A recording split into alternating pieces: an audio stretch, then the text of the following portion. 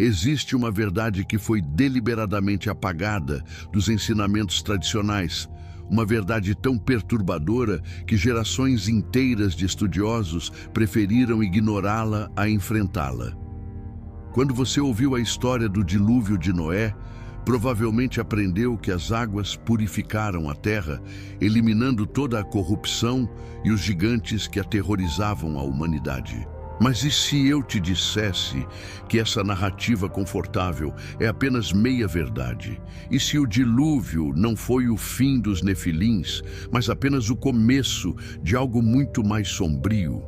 As evidências estão lá, escondidas em textos antigos, esperando por aqueles corajosos o suficiente para questionarem o que lhes foi ensinado. A narrativa oficial é simples e tranquilizadora. Deus viu a maldade na terra. Os filhos de Deus se misturaram com as filhas dos homens, gerando os nefilins, e o julgamento divino veio através das águas destruidoras. Apenas Noé, sua família e os animais da arca foram poupados, criando um novo começo para a humanidade purificada.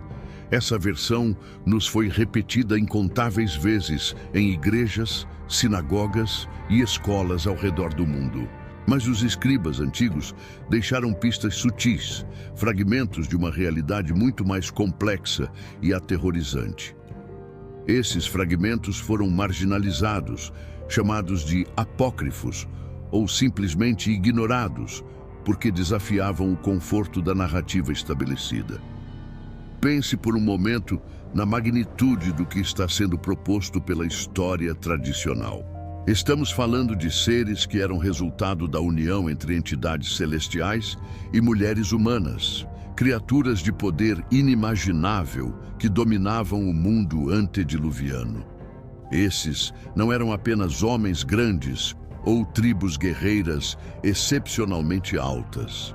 Os textos descrevem gigantes que aterrorizavam cidades inteiras, que consumiam recursos como pragas insaciáveis, que possuíam conhecimentos proibidos transmitidos por seus pais angelicais. Seria realmente possível que simples águas, mesmo em um dilúvio global, pudessem apagar completamente essa linhagem e sua influência? Ou estamos diante de uma verdade mais inquietante? A primeira pista de que algo não se encaixa na narrativa oficial aparece nas próprias escrituras canônicas, não apenas em textos obscuros. Centenas de anos após o dilúvio, quando Moisés enviou espias para reconhecer a terra de Canaã, eles voltaram com um relato aterrorizante. Vimos ali os nefilins, disseram eles, usando exatamente o mesmo termo que descreve os gigantes pré-diluvianos. Não disseram, vimos gigantes ou homens muito altos, mas especificamente nefilins. Como isso é possível se o dilúvio deveria ter eliminado toda essa raça? A resposta óbvia que nos foi ensinada é que surgiram novos gigantes, uma nova linhagem. Mas essa explicação levanta mais questões do que responde. Se novos nefilins surgiram após o dilúvio, isso significa que os filhos de Deus voltaram a se misturar com mulheres humanas no mundo renovado? Se sim, por que esse segundo ato de rebelião celestial não resultou em outro julgamento global? Ou será que a verdade é muito mais simples e assustadora? Os nefilins nunca desapareceram completamente. Talvez o dilúvio tenha eliminado a maioria deles, mas não todos. Talvez alguns sobreviveram através de meios que desafiam nossa compreensão convencional da história bíblica. Os textos apócrifos sugerem que mesmo quando seus corpos físicos pereceram, seus espíritos permaneceram vagando pela terra e influenciando a humanidade de formas sutis e sinistras. Considere também a natureza peculiar do próprio dilúvio, como descrito em Gênesis. As águas não vieram apenas da chuva, mas também das fontes do grande abismo que se romperam. Essa linguagem sugere uma catástrofe de proporções cósmicas, uma ruptura na própria estrutura da realidade. Em tal cenário caótico, seria impossível garantir que absolutamente nada da ordem anterior sobrevivesse. Regiões montanhosas distantes, cavernas profundas ou até mesmo embarcações improvisadas poderiam ter abrigado sobreviventes. Textos judaicos extra-bíblicos, como o livro dos Jubileus e escritos rabínicos antigos, insinuam que nem tudo foi tão simples quanto a narrativa de Gênesis sugere superficialmente. Eles falam de conhecimentos proibidos que persistiram, de linhagens corrompidas que encontraram caminhos obscuros para atravessar o julgamento. A pergunta que deveria nos tirar o sono é esta: por que essa possibilidade foi sistematicamente removida do discurso religioso mainstream? Por que gerações de teólogos insistiram em uma interpretação que ignora evidências textuais claras de gigantes pós-diluvianos? Talvez porque admitir a sobrevivência dos nefilins significa admitir que o plano divino foi, de alguma forma, subvertido ou incompleto. Significa reconhecer que forças sombrias continuaram operando no mundo renovado de Noé, que a batalha entre luz e trevas não foi resolvida pelas águas purificadoras. Essa verdade desconfortável desafia nossa necessidade de resoluções simples e finais, forçando-nos a encarar a possibilidade de que a guerra espiritual descrita nos textos antigos nunca realmente terminou, apenas mudou de forma e se tornou mais oculta.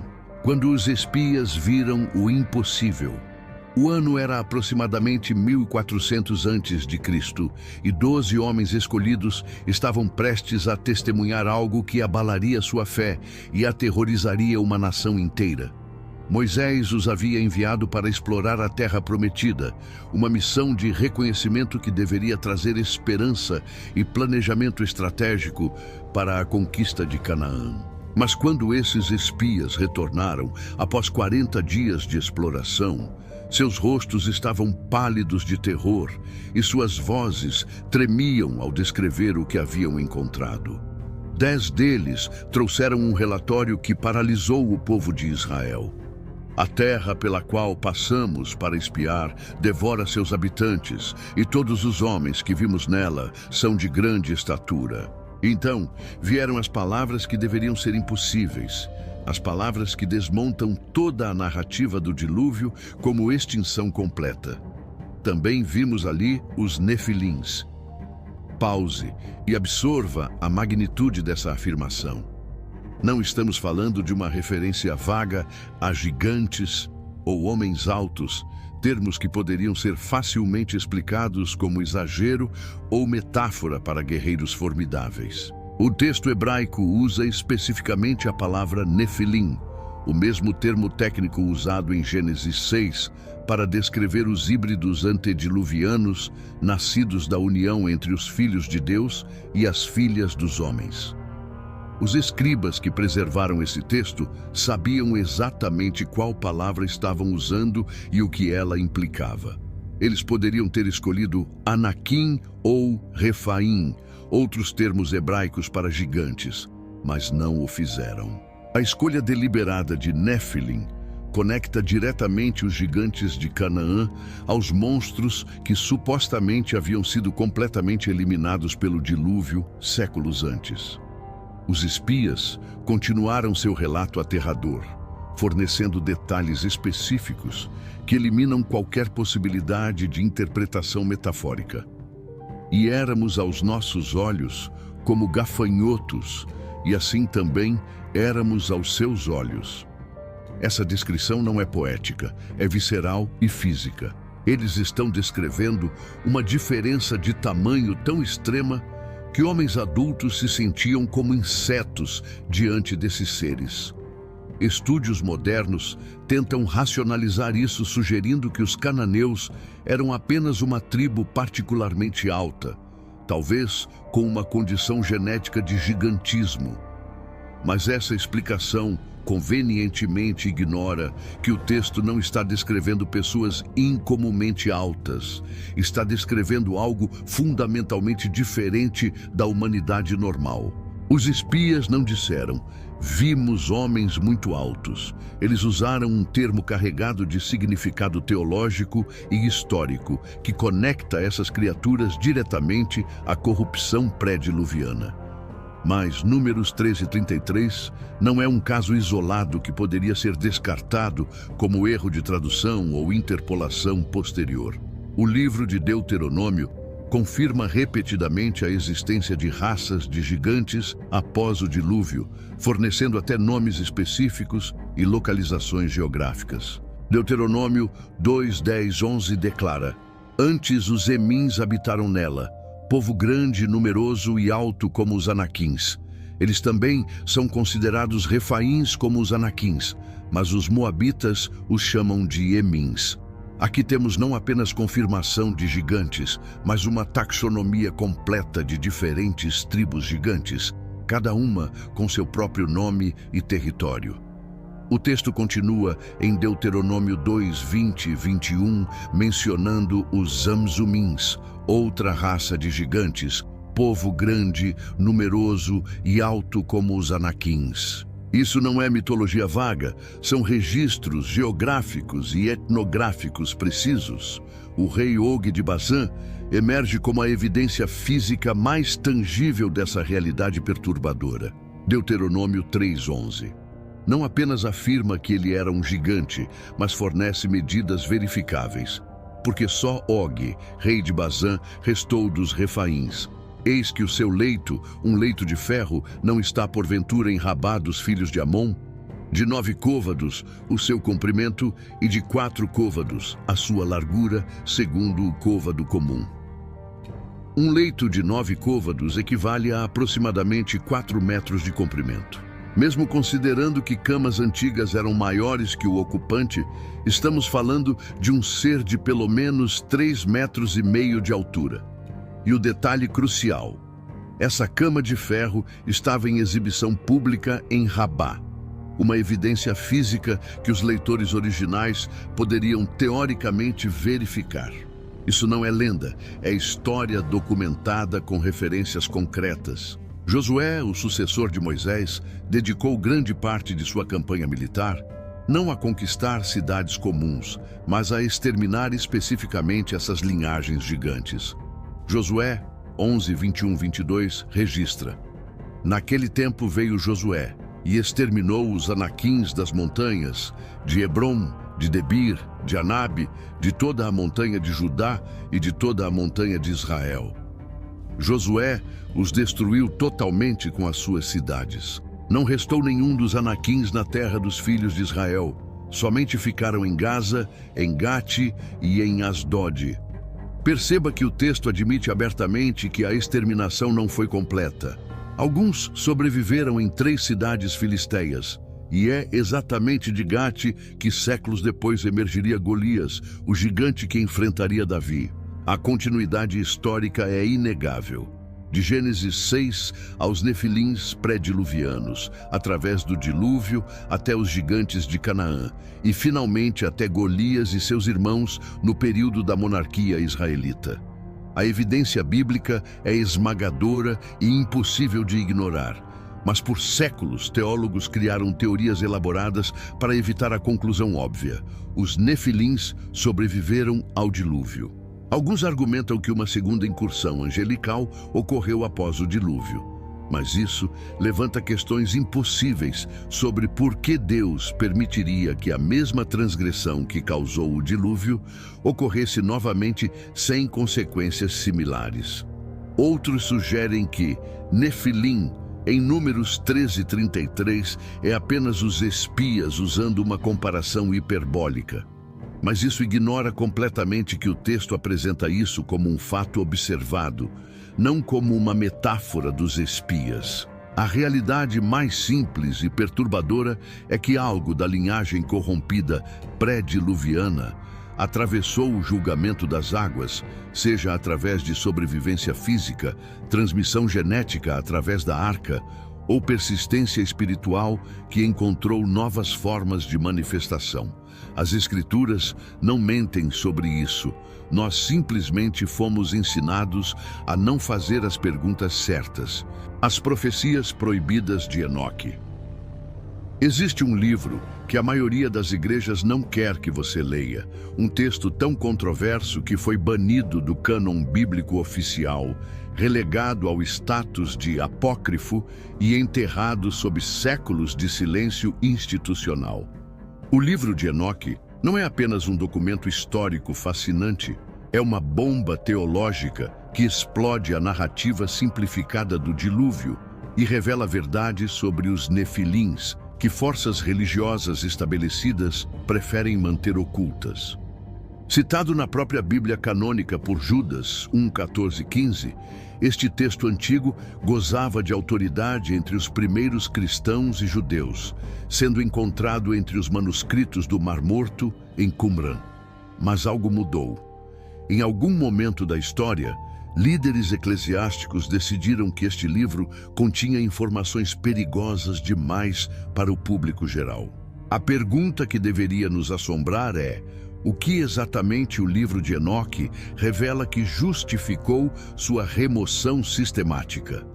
A resposta está nos capítulos que descrevem em detalhes gráficos o que aconteceu antes do dilúvio e, crucialmente, o que continuou acontecendo depois. Enoque, bisavô de Noé, testemunhou em visões celestiais a queda dos vigias, 200 anjos que desceram ao Monte Hermon, fizeram um pacto profano entre si e tomaram esposas humanas. Esses não foram casos isolados de transgressão angelical. Foi uma conspiração organizada, liderada por 20 chefes, cada um nomeado especificamente no texto: Semiasa, Azazel, Armaros, Baraquiel e outros. Eles não apenas se miscigenaram com humanas, gerando os nefilins, mas ensinaram à humanidade conhecimentos proibidos: fabricação de armas, cosméticos, feitiçaria, astrologia e manipulação das forças naturais. Esse último detalhe é crucial porque estabelece que os nefilins não eram apenas grandes fisicamente, mas portadores de conhecimento oculto que corrompeu civilizações inteiras. Mas aqui está onde o livro de Enoque se torna absolutamente perturbador em suas implicações pós-diluvianas. Os capítulos 15 e 16 registram o julgamento divino pronunciado sobre os vigias e seus descendentes híbridos. Deus declara que os nefilins, nascidos de espírito e carne, têm uma natureza única que os torna diferentes tanto de anjos quanto de humanos. Quando seus corpos físicos morrerem no dilúvio, seus espíritos não ascenderão ao céu, nem descerão ao Sheol, como as almas humanas. Em vez disso, eles se tornarão espíritos malignos sobre a terra, condenados a vagar pelo mundo sem descanso, causando opressão, destruição, ataques e doenças até o julgamento final. Leia isso novamente devagar. O texto explicitamente declara que os espíritos dos nefilins sobrevivem à morte de seus corpos e permanecem ativos na terra.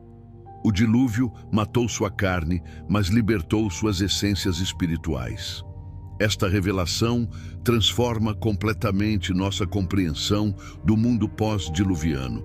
Se os espíritos nefilins permaneceram ativos após o dilúvio, então a ameaça que eles representavam nunca foi verdadeiramente eliminada, apenas mudou de forma. De antagonistas físicos e tangíveis, eles se tornaram forças espirituais invisíveis, influenciando e oprimindo a humanidade de maneiras mais sutis, porém igualmente sinistras. O livro de Enoque 15, 11 e 12 é explícito.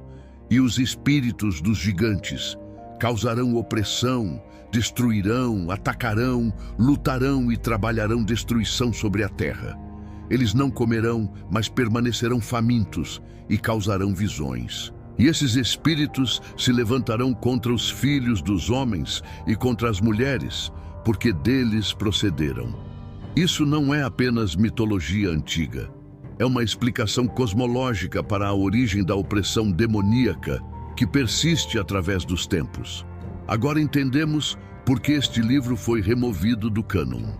Ele fornece uma narrativa de continuidade que é teologicamente desconfortável para aqueles que preferem ver o dilúvio como um reset completo. Admitir que os espíritos nefilins sobreviveram significa reconhecer que a corrupção antediluviana não foi completamente purgada, que forças originárias daquela era de rebelião angelical ainda operam no mundo moderno. O livro de Enoque conecta diretamente a demonologia do Novo Testamento. Jesus expulsando demônios, Paulo falando sobre principados e potestades nas regiões celestiais, com os nefilins de Gênesis 6. Esses demônios que atormentam a humanidade nas páginas do Evangelho não são entidades abstratas, mas os espíritos desencarnados dos híbridos antediluvianos, vagando sem descanso, buscando formas de se manifestar novamente. Outros textos apócrifos corroboram e expandem essas revelações perturbadoras.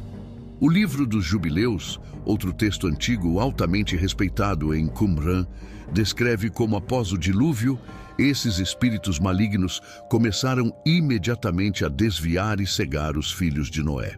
Mastema, o líder desses espíritos, até negociou com Deus para manter 1/10 deles livres para continuar testando e corrompendo a humanidade até o dia do julgamento.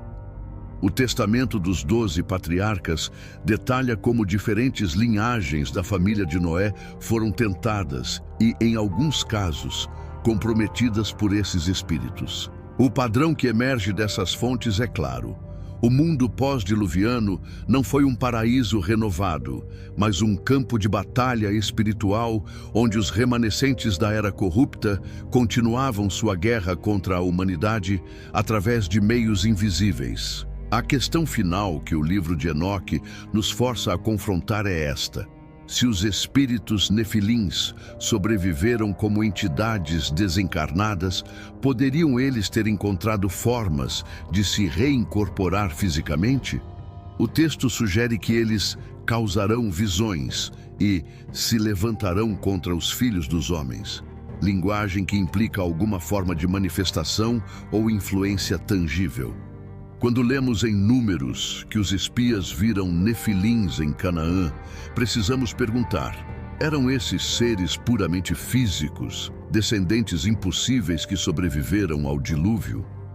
Ou eram manifestações desses espíritos desencarnados que encontraram formas de se materializar novamente, talvez através de possessão, manipulação genética ou algum mecanismo espiritual além da nossa compreensão? O livro de Enoque não fornece respostas definitivas para isso, mas ao revelar a natureza espiritual persistente dos nefilins, ele abre portas para possibilidades que a teologia mainstream nunca quis que explorássemos. E talvez, apenas talvez, esse seja exatamente o motivo pelo qual este livro foi silenciado. A linhagem maldita que atravessou as águas. Se os nefilins apareceram novamente após o dilúvio, e se não foi através de uma segunda incursão angelical em massa, então existe apenas uma possibilidade lógica que a maioria dos estudiosos religiosos se recusa a considerar. A corrupção genética atravessou as águas do julgamento dentro da própria Arca de Noé. Esta é talvez a teoria mais controversa e perturbadora sobre a sobrevivência dos nefilins, porque implica que o meio de salvação divinamente ordenado carregava em si as sementes da mesma contaminação que o dilúvio pretendia eliminar. Não estamos falando de Noé ou seus filhos diretos, pois Gênesis deixa claro que Noé era perfeito em suas gerações, uma frase hebraica que muitos eruditos interpretam como integridade genética, não apenas retidão moral. Mas e as esposas? E quanto às mulheres que entraram na arca como esposas dos filhos de Noé, Sem, Cam e Jafé? A Bíblia permanece estranhamente silenciosa sobre suas linhagens. Um silêncio que pode ser mais revelador do que qualquer declaração explícita. Textos rabínicos antigos e tradições preservadas no Talmud levantam suspeitas específicas sobre Naamá, identificada como esposa de Noé, ou, em algumas tradições, esposa de Cã. Gênesis 4:22 menciona uma Naamá, que era irmã de Tubal-Caim, descendente de Caim, a linhagem amaldiçoada. O nome Naamá significa a agradável ou a sedutora, e algumas tradições judaicas a identificam como uma mulher de beleza extraordinária que atraiu a atenção indevida dos vigias. O Zohar, texto cabalístico místico, vai ainda mais longe, sugerindo que Naamá era mãe de demônios e estava conectada às forças que corromperam o mundo antediluviano. Se essa Naamá é a mesma que entrou na arca, então a possibilidade de contaminação genética torna-se não apenas plausível, mas documentada em fontes judaicas antigas. A questão não é se essas tradições são canonicamente aceitas, mas por que elas existem em primeiro lugar e que verdades históricas ou genéticas elas podem estar preservando. A evidência mais forte para esta teoria vem da análise da própria terra de Canaã e sua população pós-diluviana. Gênesis 9:18-27 registra o incidente misterioso e perturbador envolvendo Cã, onde ele viu a nudez de seu pai Noé. Uma frase que muitos estudiosos hebraicos interpretam como um eufemismo para violação sexual ou incesto, possivelmente envolvendo a esposa de Noé. A maldição resultante não cai sobre Cã, mas especificamente sobre Canaã, seu filho. Por que Canaã seria amaldiçoado por algo que Cã fez? A menos que Canaã fosse o produto ou evidência dessa transgressão. E é precisamente na terra de Canaã, gerações depois, que encontramos a maior concentração de gigantes pós-diluvianos, os Anaquins, os Refaíns, os Emins, os Zamzumins. A conexão geográfica e genealógica é impossível de ignorar. A terra nomeada após o filho amaldiçoado de Cã torna-se o território dos gigantes. Mas há outra teoria ainda mais sombria, preservada em fragmentos de textos antigos e tradições orais. A possibilidade de que Og, rei de Bazã, sobreviveu fisicamente ao próprio dilúvio. O Midrash rabínico contém tradições extraordinárias sobre Og, alegando que ele era um Refaim antediluviano que conseguiu escapar do dilúvio, segurando-se do lado de fora da arca ou montando-a como uma jangada. Algumas versões afirmam que Noé foi forçado a alimentá-lo através de uma abertura na arca, mantendo-o vivo durante o ano do dilúvio. Essas histórias parecem fantásticas demais para serem literalmente verdadeiras, mas considere o que elas podem representar. Memórias tribais, preservadas de que pelo menos um dos gigantes pré-diluvianos encontrou uma forma de sobreviver, estabelecendo uma ponte genética direta entre os nefilins antediluvianos e suas contrapartes pós-diluvianas. Se Og sobreviveu, ele poderia ter se reproduzido no mundo novo, reintroduzindo os genes gigantes na população. Evidências genéticas modernas adicionam uma camada fascinante a essa investigação, embora exijam interpretação cuidadosa. Cientistas identificaram populações humanas antigas com estatura extraordinariamente alta.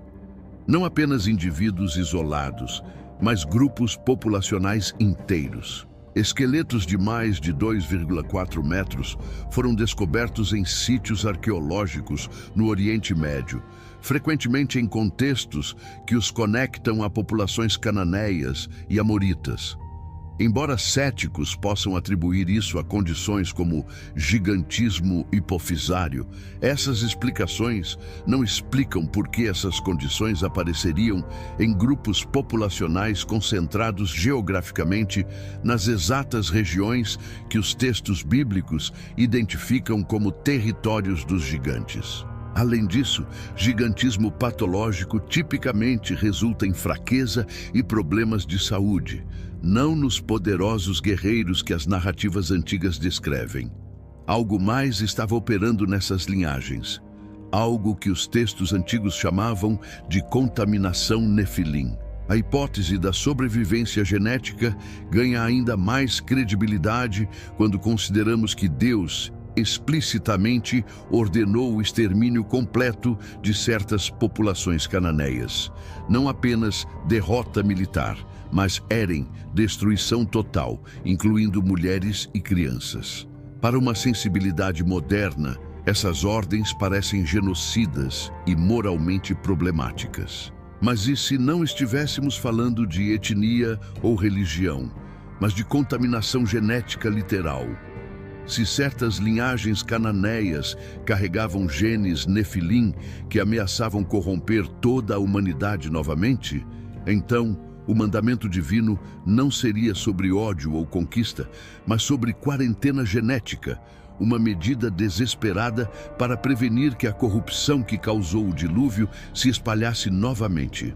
Essa perspectiva transforma completamente nossa compreensão das guerras de conquista de Josué.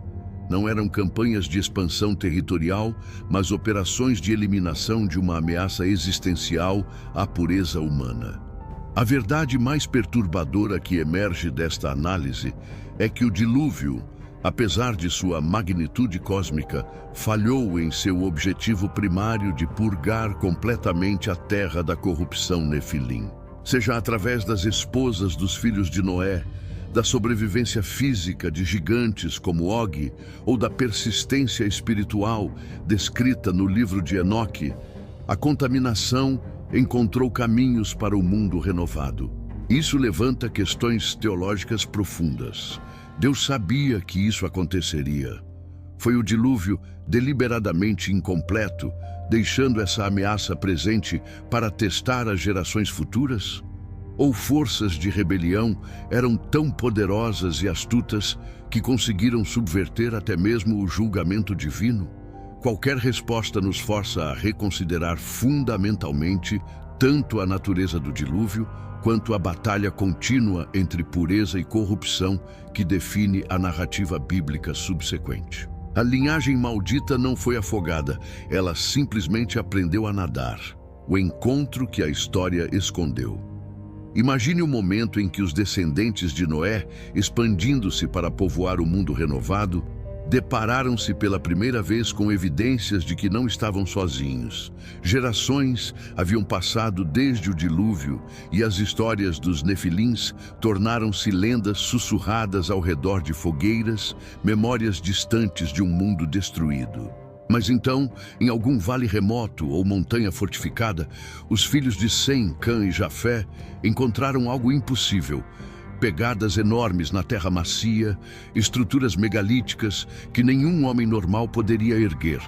Ou pior ainda, os próprios gigantes em carne e osso, observando-os de fortalezas nas alturas. Esse primeiro encontro pós-diluviano entre humanidade renovada e a linhagem que deveria ter sido extinta deve ter sido aterrorizante além da compreensão. E, no entanto, a história bíblica nos fornece apenas fragmentos desses confrontos, como se alguém tivesse deliberadamente apagado os detalhes mais perturbadores dessa realidade. O padrão desses encontros revela-se através de referências geográficas espalhadas pelos textos antigos. As tribos gigantes não estavam distribuídas aleatoriamente pelo mundo pós-diluviano. Elas se concentravam em regiões específicas: Bazã a nordeste, as montanhas de Seir ao sul e especialmente Canaã, no coração do território prometido. Essa distribuição geográfica sugere algo crucial. Ou esses gigantes emergiram de refúgios específicos onde sobreviveram ao dilúvio, ou foram estrategicamente posicionados para bloquear as rotas migratórias dos descendentes de Noé. Deuteronômio 3:13 descreve toda a região de Bazã como a terra dos Refaíns, gigantes. Não apenas cidades isoladas, mas territórios inteiros dominados por essas criaturas. Os primeiros patriarcas, Abraão, Isaque e Jacó, teriam necessariamente atravessado ou contornado esses territórios. Suas jornadas não foram apenas migrações pacíficas, foram expedições através de terras hostis, povoadas por ameaças que desafiavam a própria natureza da realidade pós-diluviana. Gênesis 14 preserva um dos primeiros confrontos documentados, embora seu significado seja frequentemente negligenciado. Quando Quedorlaomer e seus reis aliados invadiram a região, o texto especifica que derrotaram os Refaíns em Asterote Carnaim, os Uzins em An e os Emins em Savé Kiriataim. Essa não foi uma campanha militar comum contra cidades humanas normais. Foi uma operação coordenada contra 3 tribos gigantes específicas.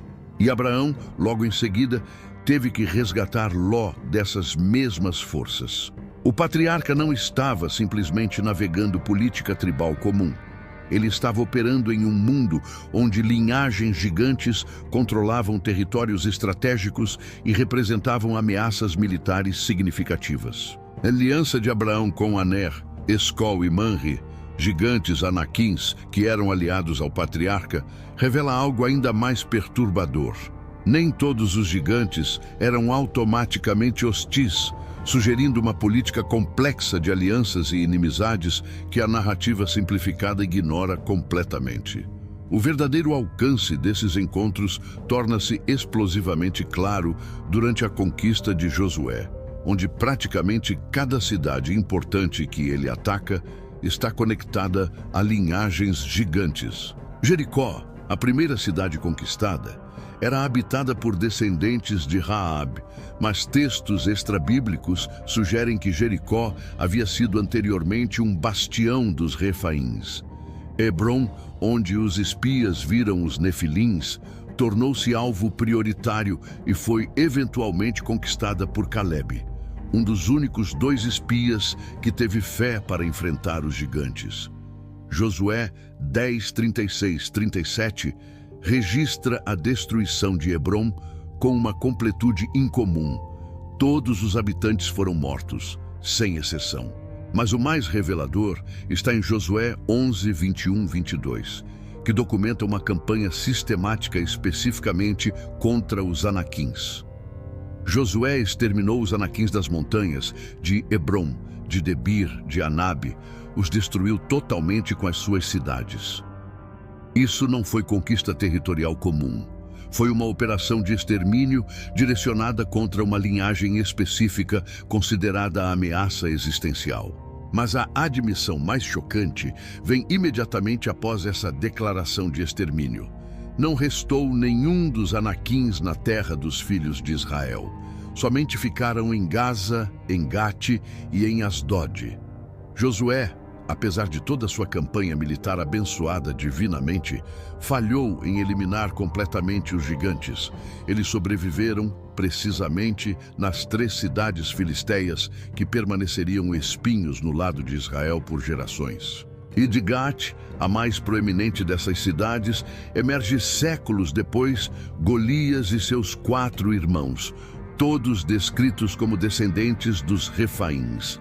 O encontro de Davi com Golias não foi um evento isolado. Foi a continuação de uma guerra que começou com Josué, ou talvez ainda mais cedo, uma guerra que os israelitas nunca conseguiram vencer completamente. 2 Samuel 21, 15, 22 registra 4 batalhas adicionais contra gigantes de Gate durante o reinado de Davi, revelando que mesmo no auge do poder de Israel, essas linhagens continuavam representando ameaças militares significativas. Os textos também preservam evidências de algo mais sinistro do que simples confronto militar: a possibilidade de infiltração e influência cultural. Quando os israelitas falharam em exterminar completamente os cananeus, conforme ordenado, Juízes 3, 5, 6 registra que os filhos de Israel habitaram no meio dos cananeus e tomaram suas filhas por mulheres e deram suas filhas aos filhos deles.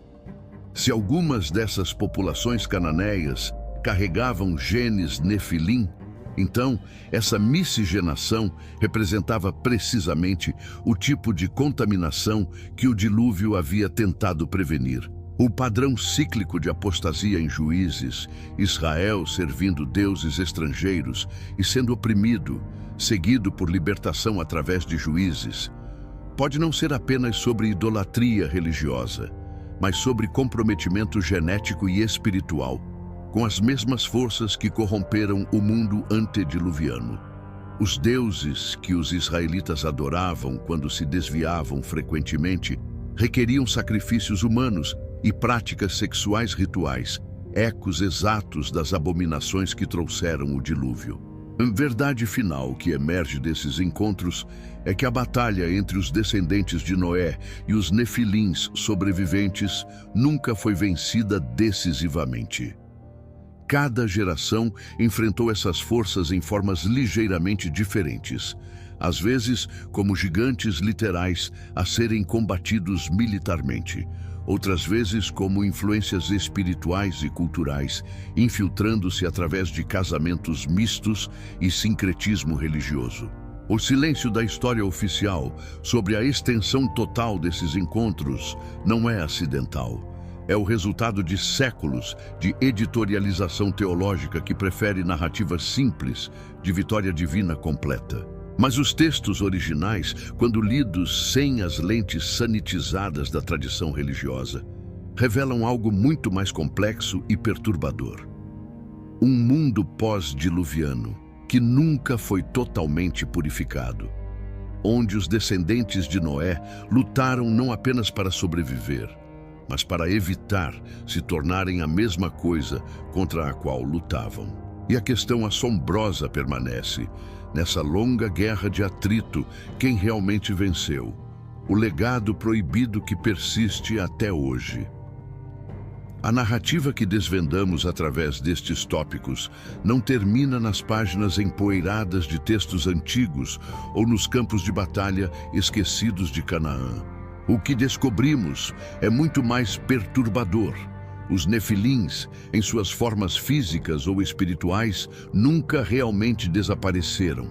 Eles simplesmente se adaptaram, se esconderam e continuaram operando através de mecanismos cada vez mais sutis e invisíveis. A pergunta que deveria nos manter acordados à noite não é: os nefilins sobreviveram ao dilúvio?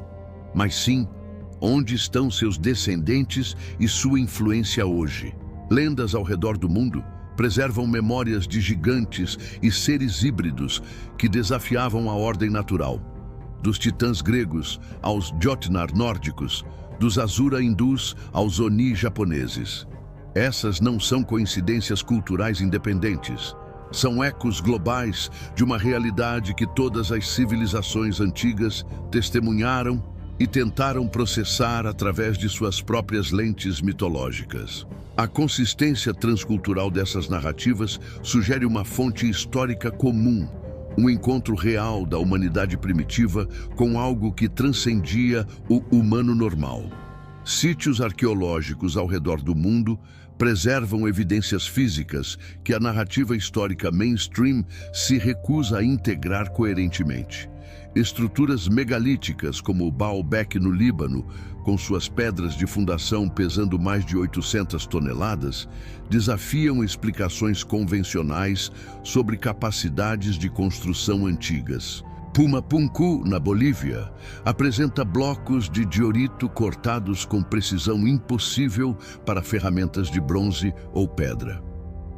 As pirâmides egípcias, apesar de séculos de estudo, ainda confundem engenheiros sobre os métodos exatos de construção. A resposta padrão é sempre trabalho escravo massivo e técnicas que perdemos. Mas e se a verdade for mais simples e mais perturbadora? E se essas estruturas foram construídas por ou com a ajuda de seres de força sobre-humana, exatamente o tipo de capacidade que os textos antigos atribuem aos nefilins e seus descendentes? O conhecimento proibido que o livro de Enoque diz ter sido ensinado pelos vigias incluía metalurgia avançada, astronomia e manipulação de materiais, precisamente as habilidades necessárias para tais construções. Mas a influência mais profunda dos nefilins pode não ser arquitetônica, mas genética e espiritual. Sociedades secretas ao longo da história, dos mistérios eleusinos antigos, as ordens ocultistas medievais e modernas alegam preservar conhecimentos transmitidos desde eras antediluvianas. Os Illuminati, maçons de alto grau e outras fraternidades esotéricas frequentemente referem-se à sabedoria antiga e luz portada de tempos imemoriais. Seus rituais incorporam simbolismo que remonta diretamente às narrativas de anjos caídos e conhecimento proibido. Não estou sugerindo teorias conspiratórias simplistas sobre controle mundial, mas algo mais sutil, linhagens de conhecimento e possivelmente de genética, que rastreiam de volta as influências Nefilim, preservadas através de gerações por grupos que entendem sua origem verdadeira. Textos herméticos, como o Corpus Hermeticum, alegam explicitamente que seu conhecimento vem de seres divinos que desceram para instruir a humanidade. Um paralelo direto com a narrativa dos vigias. A própria Bíblia sugere que a influência Nefilim persistiu muito além das conquistas de Josué e Davi. Quando Jesus expulsa demônios nos evangelhos, ele não está enfrentando abstrações teológicas.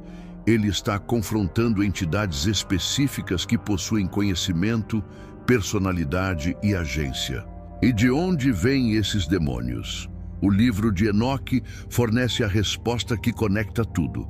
São os espíritos desencarnados dos nefilins mortos, condenados a vagar pela terra, causando opressão até o julgamento final.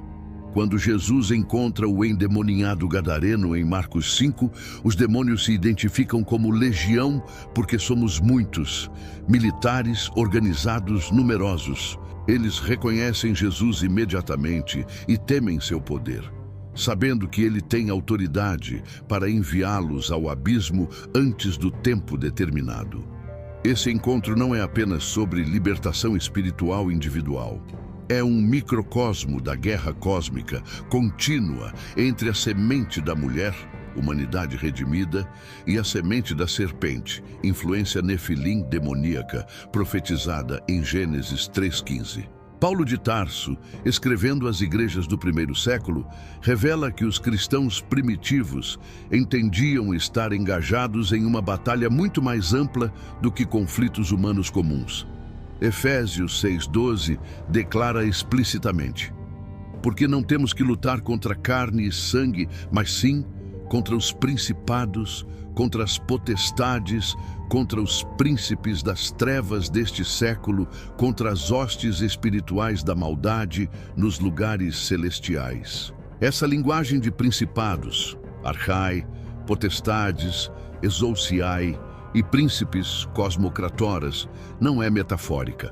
Paulo está descrevendo uma hierarquia organizada de entidades espirituais que governam sobre regiões e nações.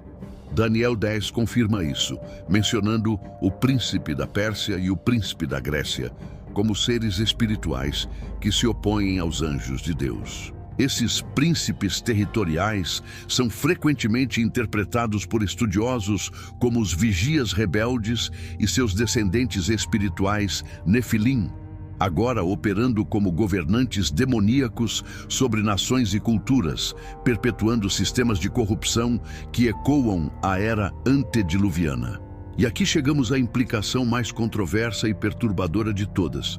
Se a linhagem Nefilim persistiu através de infiltração genética, conforme discutimos no tópico 4, então é teoricamente possível que ela continue existindo em formas diluídas ou concentradas na população humana moderna. Não estou sugerindo que existam gigantes literais de 3 metros caminhando entre nós, embora casos raros de estatura extrema continuem aparecendo inexplicavelmente. Estou sugerindo algo mais sutil, traços genéticos, predisposições ou mesmo capacidades anômalas que ocasionalmente surgem em certas linhagens. A obsessão de elites históricas com genealogias puras e casamentos estratégicos pode não ser apenas sobre preservação de poder político, mas sobre manutenção de algo mais antigo e oculto. famílias reais europeias que rastreiam sua linhagem até figuras mitológicas, aristocracias orientais que alegam descendência divina. Essas alegações podem preservar memórias distorcidas de ancestralidade híbrida real.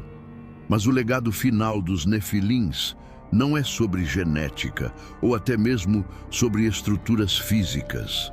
É sobre o conhecimento proibido e a corrupção sistêmica que eles introduziram e que nunca foi completamente erradicada.